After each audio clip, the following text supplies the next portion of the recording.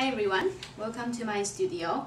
Today I would like to talk about what to do after you have memorized your piece and you are preparing it for an audition or a recital or a competition. Very often I find that after a student has memorized their pieces, they keep practicing that piece obviously every day, but they don't use their music anymore. Now that is not a good thing, because what happens is you start to forget little details in the composition, such as dynamics or articulation or phrasing. So it's always a good idea to refer back to your score even after you have memorized your piece. Obviously, you still want to make sure that you can still memorize the piece. So I suggest that, maybe every other day or every other 2 days, that when you practice, you should actually use the score. Now, sometimes I find that students, even though they have the score in front of them, they are not using it. Now, what does that mean? That means they are still actually playing their piece according to their muscle memory, because they have practiced, so they know, in their fingers, which finger goes after which other finger, or they're using their oral memory. In other words, they know what the piece sounds like, so when they play a wrong note, they just fumble until they find one that sounds correct.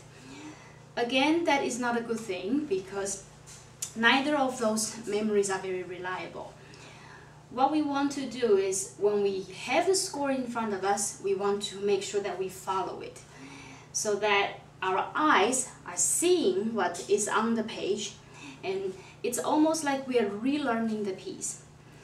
Sometimes you will find that you discover new things in the score that you actually never knew existed, and that actually happens to me a lot.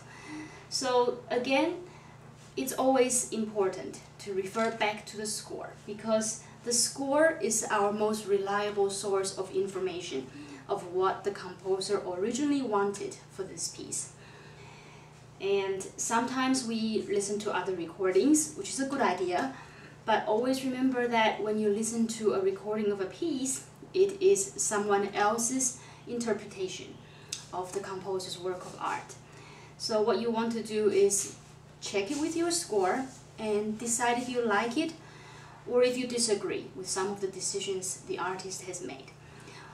In music, there is always no absolute right or absolute wrong, but there are better choices and maybe not such well-informed choices. So with experience, you will learn what to do when you come to a piece that is new and you have never learned it before. But based on your previous experiences and based on what your teacher tells you, eventually, hopefully, you will be able to learn independently.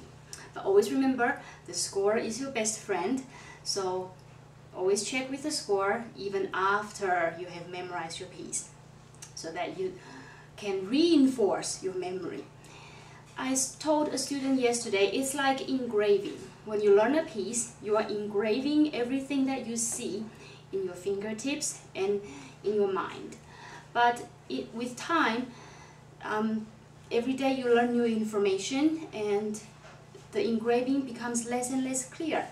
So what you want to do is, when you practice with a score, you are re-engraving what is already there. That way your memory is always going to be secure.